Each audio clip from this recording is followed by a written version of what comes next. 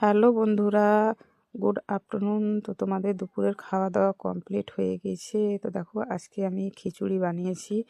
আর শনিবার তো না, কিন্তু তোমরা তো জানো আমার শরীরটা অসুস্থ, তার জন্য ভাত খেতে একদমই ইচ্ছে করছে না। তাই একটু গরম গরম খিচুড়ি, আলু সিদ্ধ আর আচার দিয়ে ছেলে মেয়েকে নিয়ে খেলাম। আর দেখেছো আমার মুখটার কি অবস্থা হয়েছে।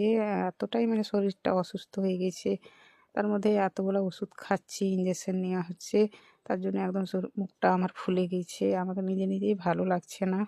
আর আজকে আমাদের এখানে দিনটাও খুব একটা ভালো করেনি, খুবই বাতাস চলছে আর রৌদ্র নাই খুব একটা।